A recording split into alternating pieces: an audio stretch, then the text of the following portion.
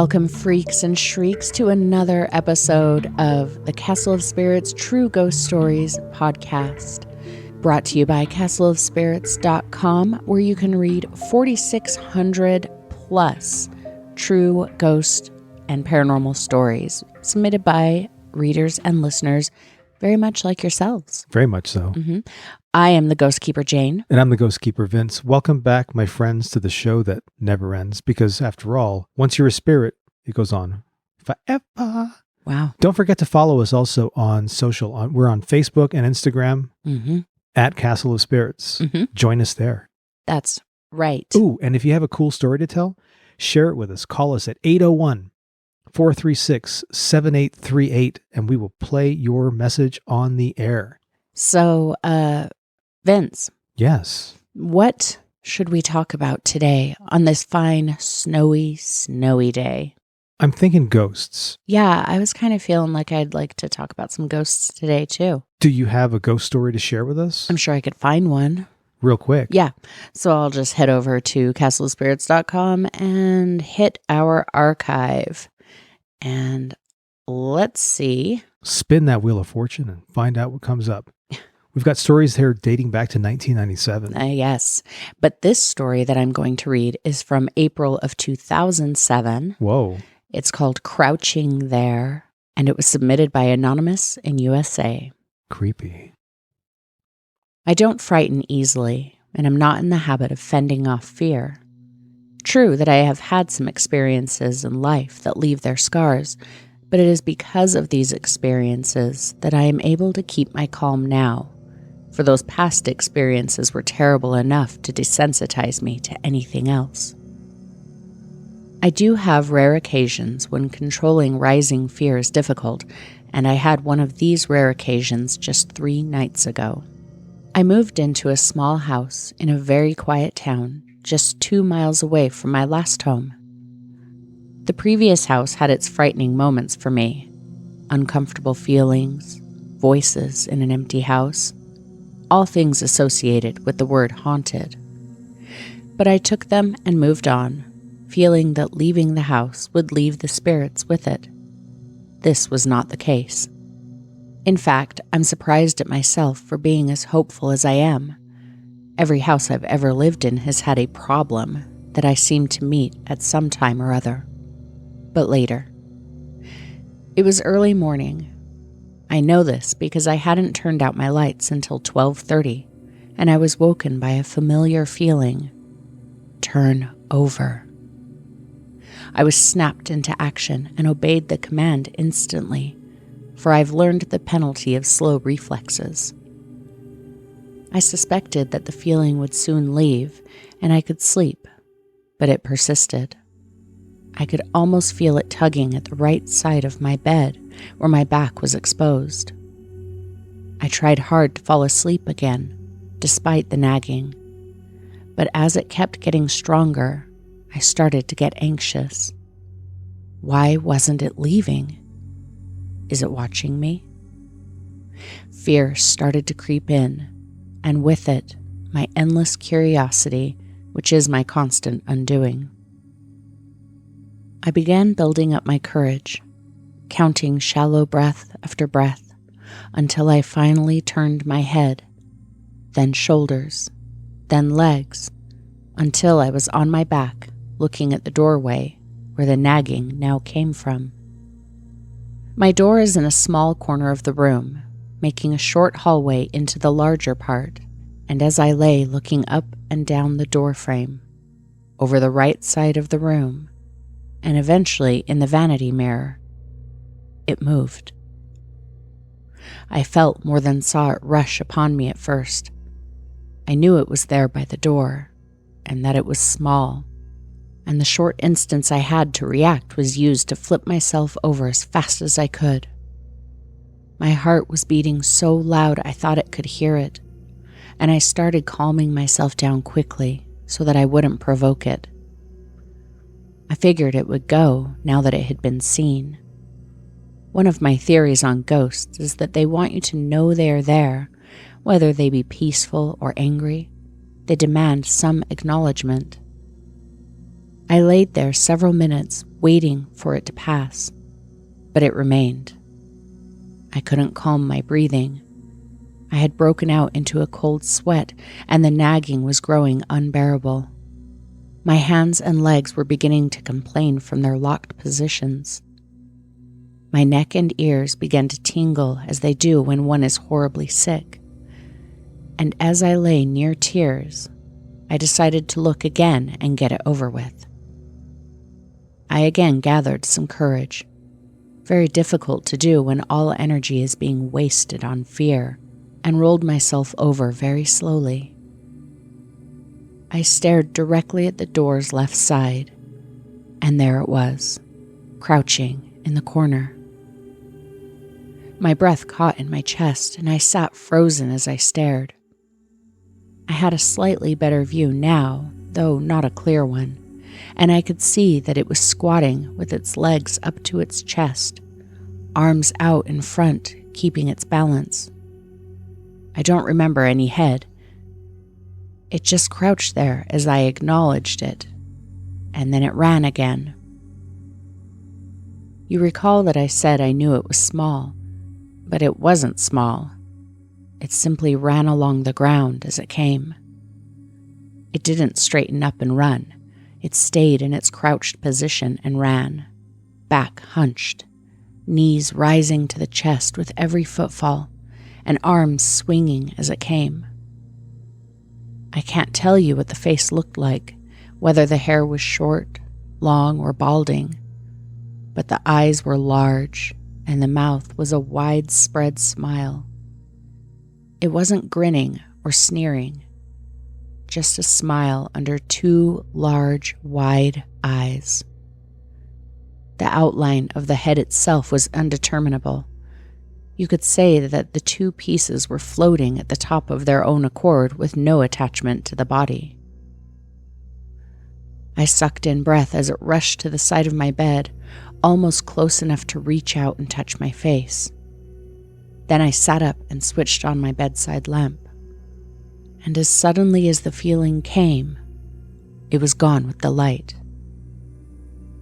When I later retold this story to a cousin of mine, she reminded me of my past experiences, where the eyes are always the most vibrant expression in the spirits I encounter, and she gave me an interesting idea, that it follows me. I now consider all my experiences to be of the same soul in different rooms of my life. I am now deciding whether to be worried about the spirit or be comforted by its continual presence. Facts are on both sides of the argument. The eyes are never glaring or hateful, but it is always accompanied with a menacing feeling. I'm currently researching these types of encounters. Wish me luck. Thank you again to Anonymous in USA for submitting Crouching There in April of 2007. And I have to say, Anonymous in USA, you've had 17 years now to do some research. We would like an update, if you're so inclined. Yeah, that was, that freaked me out. I know. It was pretty freaky. Anything that crouches and runs at you. Yes. With pumping its arms and legs. Oh. And I think that horror movies these days are getting it all wrong. It's like the monster is big. It gets bigger and bigger and bigger as the movie goes on, right? But what about the small scuttling monsters? Yeah. At the end of the hall, why does it have to be a super tall thing with its head brushing the ceiling? Why can't it be crouching in the corner? Everything and small. Yeah, everything's like big. The bigger the better. Big explosions, big monsters. Yeah. When really like what you really should monster. be scared of are things that can hide in corners. You walk right by and it's there and you don't see it. Hide under your bed. Yep. Ooh, speaking of hiding under the bed, remember that story you read last week where you said that the person telling the story, their father had woken up under his bed? Right. That still is freaking me out. I keep thinking about that. Like, what would I do if I woke up and I was under my bed? I'd probably see some sort of a sleep therapy clinic. Is that what they're called? I don't know, but I'd probably see a psychiatrist. I'd be like, I must have just had a psychotic episode, a fugue state of some kind. And what's interesting about that story that you just read is that it's completely changed what I'm going to read today, at least one of the stories, because when we were preparing for this, I was reading some stories, doing my research, and I came across a story that now I want to read it. Okay. Because it seems to fit the unintentional theme. Mm-hmm. It's a story that was written and submitted to the site in March of 2002, anonymous from the USA. Oh, I wonder if it's the same anonymous from I USA. wonder. This one's called Little Man. And I can just see I can just hear Christopher Walken saying, Little Man. Little Man. From Pulp Fiction. Anyway, but let's get down to it. This happened to me when I was a little girl, around 3 or 4 years old. It was told to me by my parents, for I don't remember what happened to me at that time in my life. My parents and grandparents liked to go camping every summer. Other people would be camping too, and everyone knew everybody. It was like a family reunion. The camping spot was a fun place to go. There were a lot of activities during the day: swimming, horseback riding, hiking, sack races, etc. And there were always dances at the end of the night. Well, anyway, my mom was cooking supper for us, and she spread a blanket on the ground for me to play on, underneath a tree. She kept an eye on me, and noticed for some strange reason that I kept staring up into the tree and laughing hysterically. Mom became concerned, and asked what I was laughing at. She walked over to where I was, and looked up into the tree, and saw nothing. Yet there I was, pointing and laughing very hard. Finally, Mom picked me up and said, "What in the world are you laughing at?" I said to my mom, "Look, there's a little man jumping in the tree. He's like a monkey." Mom asked me what he looked like, and I told her he had on green clothes and a green hat, and he would make funny faces and jump around in the tree. Well, my mom, dad, and grandparents, being the superstitious people that they are, took down our tent, loaded up our stuff in the truck, and moved on home. Around where I live, some people believe in the little people. Sometimes they can bring good luck, and sometimes bad luck. Now I'm a 50-year-old woman with grandchildren, and I wonder if I'll ever see that little man again. I think I would just be amazed and curious, because I saw him before. Who knows if I will ever see him again. And that was Little Man from Anonymous in the USA, March of 2002.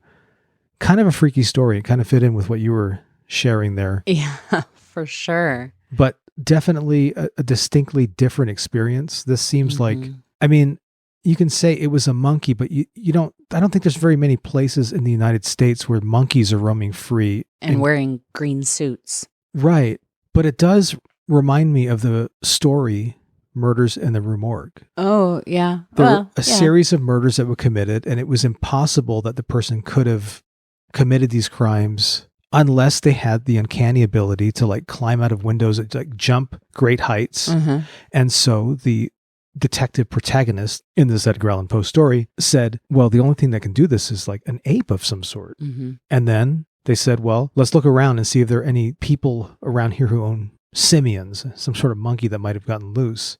And spoiler alert. They discovered that there was a circus in town, and every night this ape. It was a gorilla, wasn't it? A gorilla, yes. Would exit its confines and go wreak havoc on the town. And I wonder if could have been a similar case. You know, if you saw an alligator in the sewer, would you think that it was alligator in the sewer? Right. Thank you, Drew.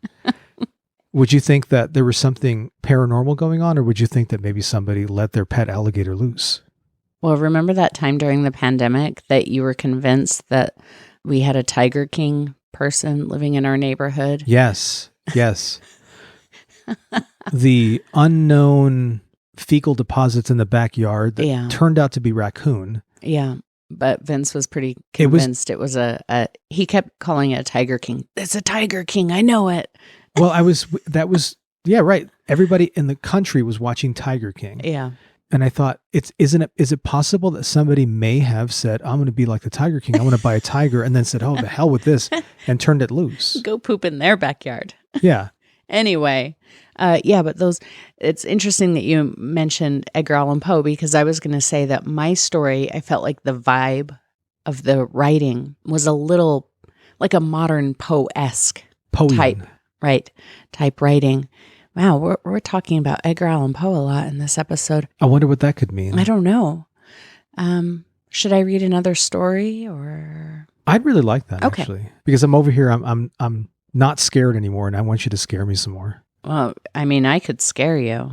Well, I mean, we don't want. Not really going to take a story. We don't want any medical, emergencies or anything. We just want a good old fashioned spooky chill. All please. Right. Well, here we go with A Voice in the Hall 2. Submitted in May 2004 by the ever-prolific Anonymous in USA. I'm sorry to interrupt, but may I ask a question? Of course. Do you have to have seen part 1? No, this is not part 2. It just means there's already a story on the website called Voice in the Hall. Ah. Yeah. Lots of voices in the hall in this castle. Yes. I am a nurse. I worked the night shift in a small hospital in a suburb of a larger city in the southwest. To set the stage, I will tell you that the hospital itself was closing, so we had very few patients on the ward. There was one other nurse there with me, Greg, and our nurse techs, Vicky and Faith. Now, Greg was a very rational person.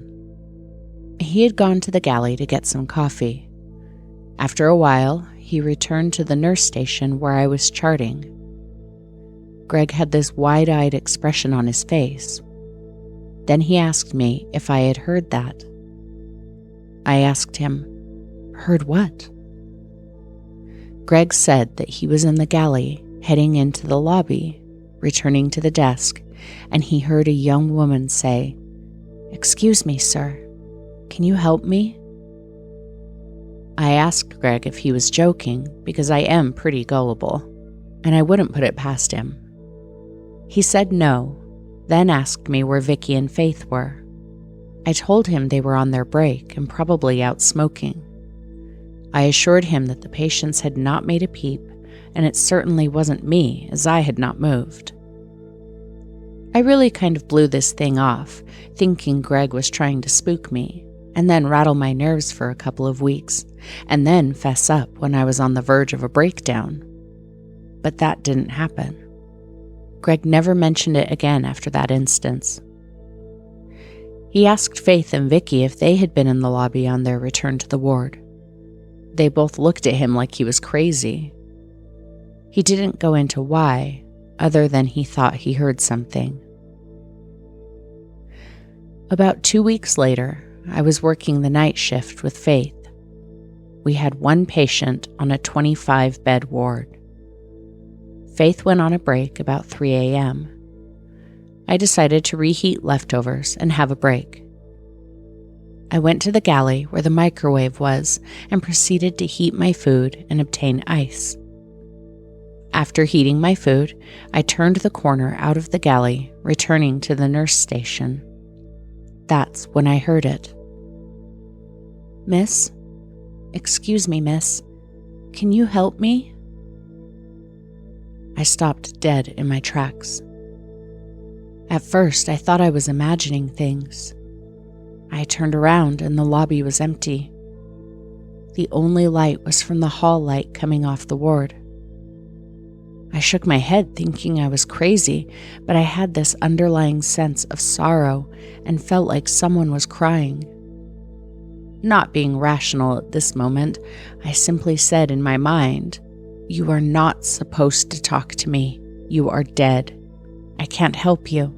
Find the light and go to heaven." I guess I watched too much TV. For those who were thinking Faith was behind this, she's from Nigeria with a very thick accent. This lady spoke English like any other American-raised Midwestern person. I don't know what happened to that spirit. I never worked the night shift again, Not because I was afraid, but because I was switched to days due to staffing issues. 1 month later, the hospital closed. I understand later another hospital in the area bought the building and turned it into a psych hospital. That should be interesting. Thank you again to Anonymous in USA for submitting Voice in the Hall 2 in May of 2004. Vince, you know I love me a good haunted hospital story. And a classically frightening story that doesn't... she didn't even see anything. It's just a voice. Mm-hmm. And what is more frightening than a disembodied voice? Not much. And more concerning than that disembodied voice being something asking for help. Mm-hmm. It's got an air of sadness to it that is equivalent to the chill factor of that story. And hospitals are just... Hospitals are creepy. 3 a.m. hospitals are the creepiest. And 3 a.m. hospitals that are on the verge of closing and have disembodied voices are, just the epitome of the word creepy. So now I have to ask you, have you ever heard anything like that?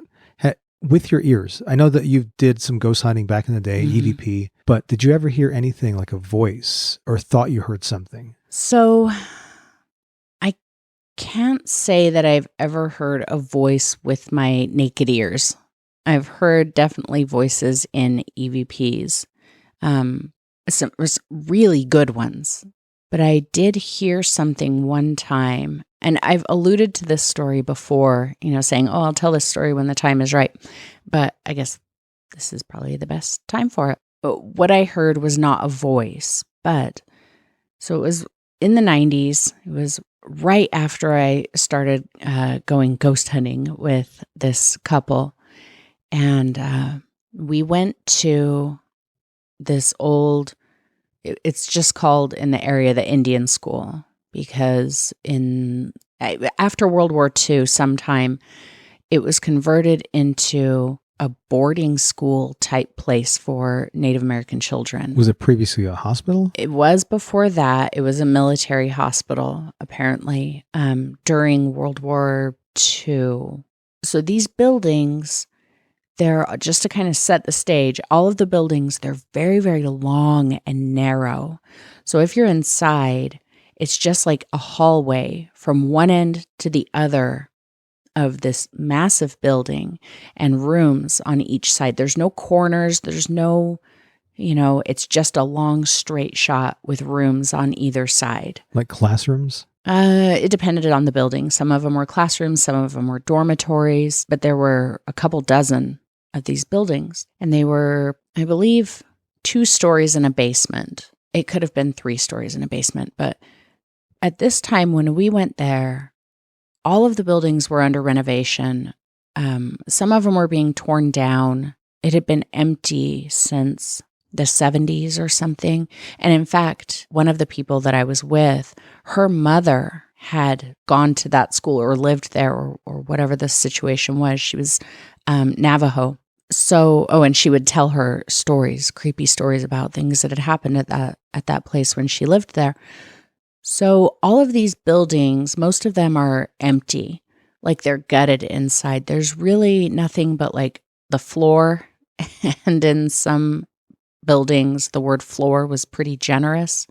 I remember looking down on the top floor and being able to see all the way to the basement through part of the floor. But there were no walls, there were no doors. It was just like support beams. So if you were in the building, you could see from one end to the other. So this particular building, like I said, it had no walls. It had no doors. It didn't even have windows. It was just being gutted.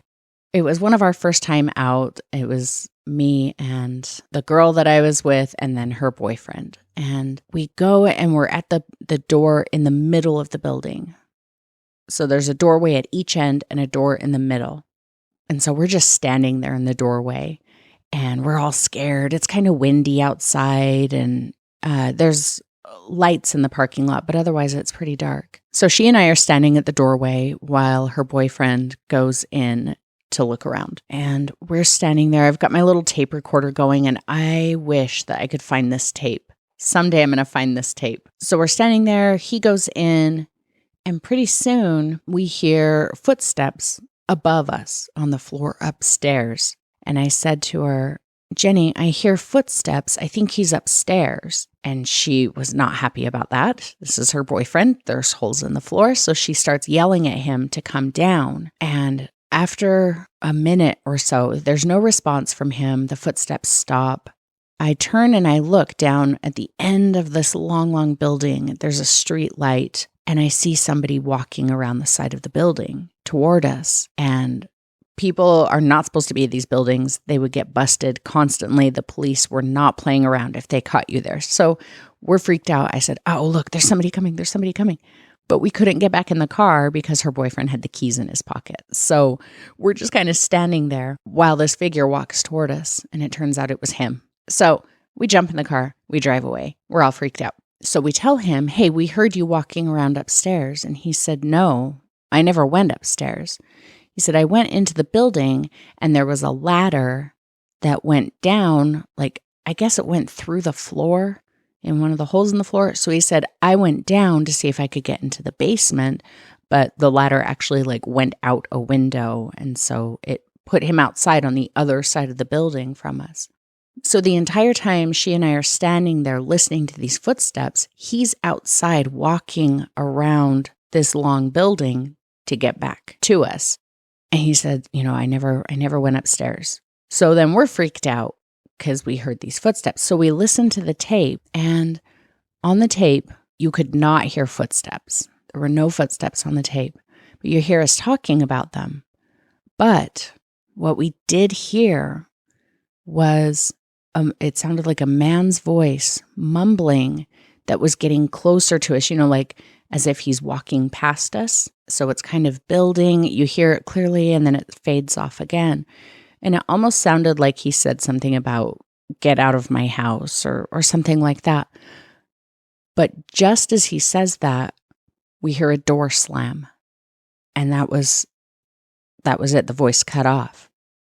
But there were, like I said, there were no doors in that building. And had we heard a door slam, we would have, it would have been messy. There would have been running, screaming, and changing of drawers. You would have went. We would have went. Oh, and one of the times in the recording, when she was yelling at him to get down from there, you could hear her. She's yelling at him over and over, get back down here. And he's not responding. So she yells his name again, really loud. And after that, there was this weird, kind of like a digital, I know how this sounds. It sounds so phony, but it really happened. This like digital that almost sounded like something moved between us. And you could say, well, just her voice like was too loud and the recorder screwed up. But this was not a digital recorder. This was the 90s. It was an analog tape recorder. So a weird digital sound like that is not something that would happen. So anyway, that was my little digression. Vince, do you have another story to read? Actually, I do. But the cool thing is that right now, I want to read an email that we got from one of our listeners. Somebody took the thirst bait. This email comes from Catherine, and she says, first, I love you guys. Oh, we love you too. I had an experience where I'm still pondering if what I saw was real. While driving, I saw a pedestrian cloaked in a brown friar monk outfit with round wire glasses and a homemade wooden walking stick. Ooh. The scariest part about it was this unnatural and exaggerated grin from ear to ear. Ew, I don't like it. The location was Tucson during a heat index of 104 degrees. That's Fahrenheit. I like that even less. I know, right? Give me the ghosts, keep the heat. Mm-hmm. Now, I know Tucson has its weirdos. That's Catherine, not me saying that. Poor Tucson. Tucson's all WTF, Catherine. But this was beyond weird. There are no monasteries close to the area I was driving through. Are there any tales of seeing a grinning monk? All right, Tucson, you heard it. We want to know. Is this a thing that you Tucsonians? I think that's right. Tucsoneritos. Is this a thing that you have seen or have heard about? let us know. Let Catherine know. Anybody, anywhere, in fact. But I searched the Castle of Spirits library, and I did find quite a few stories, not a whole lot, but quite a few stories where someone saw a monk. Monks are creepy in the same way that nuns are creepy. Yeah, we talked about that in the last episode too. I think it's I think a lot of it has to do with the outfit, you know? Well, I think for me, it's mostly about being out of context. Like a monk at a monastery doing monk things, not creepy. A nun at a nunnery doing nun things, not creepy. And why do I always think that the first thing I think of when doing monk things is slamming yourself in the face with a big book. With the board. With a board. There was a board, right? Yeah. Monty Python and the Holy Grail. Right. Yeah. Surely that's not what monks do. I don't think that's proper monking. No. It's just Tom monkery. But monks out of context, especially no monk should be grinning ear to ear like that. Walking down the street in 104-degree weather. Under monk robes. I think you saw a demon, Catherine. Oh, God. Now she's not going to be able to sleep. Sorry. Just stay away from that part of the state. Sorry, Tucson. Again, we apologize. So in my searching for grinning monks, I did not find a grinning monk. Oh, that's but I found a cool story. Nice build up, though. Yep. Nice build up to the letdown. Exactly. Let's just say it segues into my next story. Okay. This is called Johnny the Ghost, submitted by Andrew Dexter in Wales in August of 2012. And Andrew says, during the 1960s, my family moved into a large property called Gladstone Villa, which was in the former mining town of Bargod in the South Wales Valleys. There were my grandparents and their only daughter, who's of course my mother. My mother married in April of 1968, and she and my dad stayed with my grandparents at Gladstone Villa. My mother told me that it was soon after I was born in 1969 that strange phenomena started in the attic. One day they heard a noise like someone jumping onto the landing. When they went to look, possibly thinking that someone had broken in, they discovered the hatch to the attic had been moved. It started off quietly, but eventually occupied itself in the main bedroom, which was my grandparents'. As I got older, I too began to experience the activity for myself.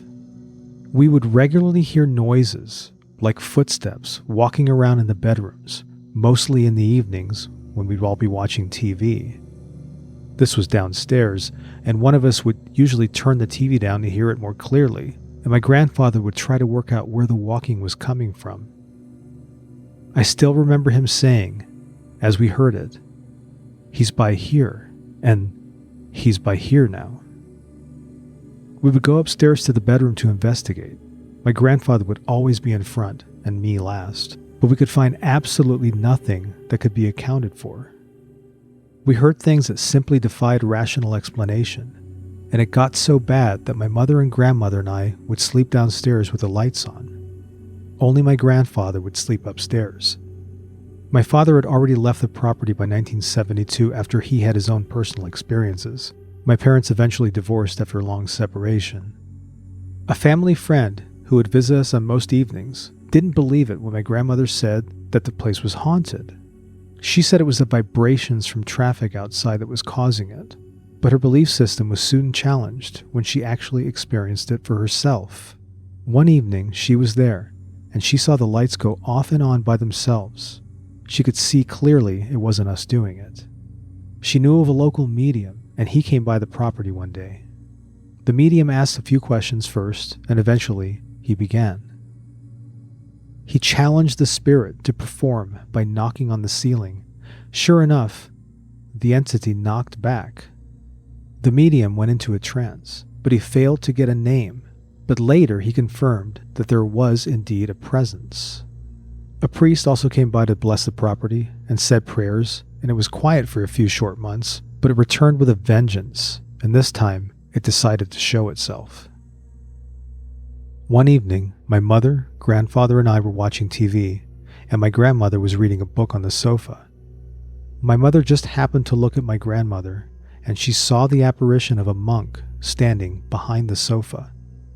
She later told us that it was only there for a couple of seconds, and then it was gone. She described it as a monk with typical monk's habit and a hood over the face. The town of Bargoed has quite a history, and there's a club directly opposite the property called the RAFA. It's one of the oldest buildings in Bargoed and dates back to the 17th century. There was once a monastery there, and it was rumored to have priest holes leading to a well-known haunted manor in a nearby village. My grandmother gave the ghost a nickname. She called him Johnny. We moved from the property in the summer of 1978 after 2 local businessmen were interested in buying it. It was eventually converted into a hotel in the 1980s, and it's now called Red's Park Hotel. I had my 40th birthday there for old time's sake, and the staff told me of the ghost before I even mentioned it. There have been sightings in room 5, and the staff are afraid to go down to the cellar. What I have said here is true. For those who don't believe it, I challenge them to stay the night there.